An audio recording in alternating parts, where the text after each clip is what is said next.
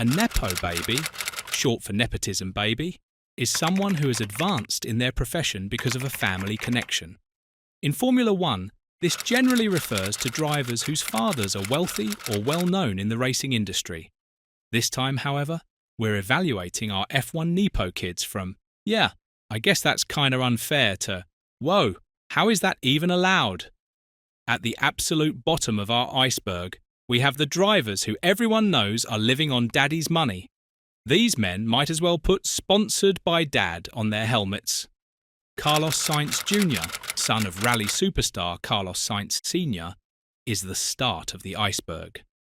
Sure, having a renowned racing father opened some opportunities, but Carlos Jr. has worked hard to establish himself as more than simply a well-known name.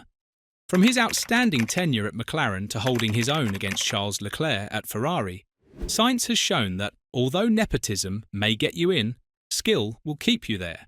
He is the least problematic individual on our list due to his consistent performance, which justifies his inclusion in Formula One. At level 9, we have Nico Rosberg, the son of 1982 world champion Keke Rosberg, who will be up next. Nico progressed from being Keke's kid to being a world champion in his own right, defeating teammate Lewis Hamilton for the 2016 championship before retiring. Rosberg's example poses an intriguing question. If you have the potential, does it matter how you got in the door? His world championship title demonstrates that he earned his spot, even if his surname helped him get started. After that, on number 8, we can Max Verstappen. Max Verstappen is a bit of an exception when it comes to racing. Max Verstappen, the son of Jos Verstappen, a former Formula One driver, had a wealthy childhood and racing in his blood. However, it is difficult to say that his remarkable ascent to Formula One with just 17 years of experience and his subsequent supremacy are solely the result of nepotism. It is clear from Max's situation that having strong familial ties and a secure financial situation may foster the development of raw talent, enabling it to thrive in ways it otherwise would not have been able to. Do you think it's fair? Perhaps not. However, it is difficult to argue against the outcomes. You must have listened about Mick Schumacher. A few names in Formula One carry as much weight as Schumacher's. In 2021, Mick Schumacher, the son of Michael Schumacher, a 7-time world champion, joined Formula One with the dreams of a country resting on his shoulders. Mick's journey was not exactly a smooth sailing one, even though his prominent name opened doors for him. Beginning at backmarker Haas, Mick had a difficult time affecting the game. Even though he had a somewhat stronger second season, he was denied a spot for the 2023 season. The example of Mick, now a reserve driver for Mercedes, demonstrates that even having the most illustrious name in Formula One history does not ensure success. In the middle of the iceberg, we have Lando Norris. A fan favourite, Lando Norris is well known for his approachable attitude and the meme-worthy tricks that he engages in. The fact that Lando comes from a large fortune is less well recognised. According to reports, his father, Adam Norris, is a pensions manager who has retired and is considered one of Bristol's wealthiest people. Lando's skill is certainly indisputable. Yet, the financial support that allowed him to continue karting and junior formats without any concerns surely influenced his trip to Formula One. An understated reminder that even the most likeable drivers often come from wealthy backgrounds is provided by this image. Before you begin shouting at your screen, please allow me to explain. In the history of Formula One, Lewis Hamilton is, without a doubt, one of the best drivers of all time. It is also well known that he came from a modest background. Even though Lewis did not come from a wealthy family, his father, Anthony, worked many jobs to fund his racing career. This is where things start to get interesting. Lewis's commitment drew the attention of Ron Dennis, who ultimately decided to enroll a young Lewis in the driver development program at McLaren. Even though it is not the usual daddy's money, Hamilton's situation demonstrates how the support and sacrifice of parents may lead to possibilities that completely transform one's life. Lewis has acknowledged this, utilizing his platform to promote greater diversity in motorsport and establish new opportunities for underprivileged children to participate in racing. This serves as a timely reminder that those who have any kind of luxury can elevate the status of others.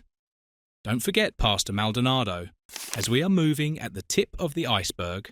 At the 2012 Spanish Grand Prix, the Venezuelan driver, who was as well known for his wrecks, was equally renowned for his unexpected victory.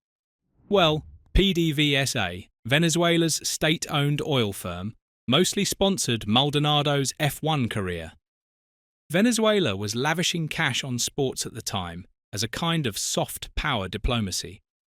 Maldonado's support was estimated at about $50 million a year, an astounding sum that maintained him in Formula One despite regular on-course mishaps.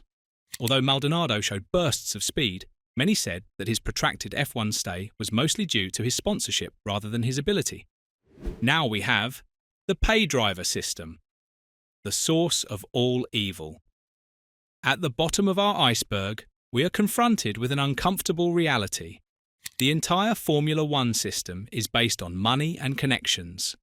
For decades, the pay driver system has been a component of Formula One, in which drivers contribute sponsorship funds to reserve their seats. Karting, which is the typical entry point for prospective F1 drivers, can cost tens of thousands of dollars annually. Let's deconstruct this. Costs increase as drivers advance through intermediate formulas. Budgets can surpass $2 million per season by the time they reach Formula 2, the final stage before F1. This implies that achieving F1 status is virtually impossible without substantial financial support, such as sponsorships, family fortune, or driver academies. The disheartening truth? There are likely hundreds of individuals who possess the potential to surpass or rival current F1 drivers. However, we will never be able to determine their capabilities due to their inability to afford the opportunity to pursue their dreams. As we emerge from the depths of our Nepo baby iceberg, we are left with some uncomfortable concerns. In a sport as costly as Formula One, is it feasible to establish genuine meritocracy? Is it appropriate to censure drivers for utilizing the advantages they were born with? And most importantly, how can the sport increase the number of opportunities for talent from all backgrounds? There are glimpses of optimism. The talent pool is intended to be expanded through initiatives such as Lewis Hamilton's Mission 44 and F1's own diversity programs. Some individuals advocate for the implementation of standardized junior programs or more strict budget limits in order to equal the playing field. However, it is important to acknowledge that Formula One will always be a sport that benefits the privileged. The challenge for spectators is to acknowledge this reality while simultaneously valuing the extraordinary skill and commitment of the drivers, irrespective of their heritage. Therefore, the next time you observe an F1 race, keep in mind the iceberg that lies beneath the surface. Although the talent is admirable and the spectacle is enjoyable, it is important to remember that not all starting grids are equal in the Formula One world. Thank you for joining me in exploring the dark seas of F1 nepotism. Don't ignore to like, share and subscribe if you found this in-depth dive enjoyable. And keep in mind that in Formula One, cash is king. However, talent must still assume the driving seat.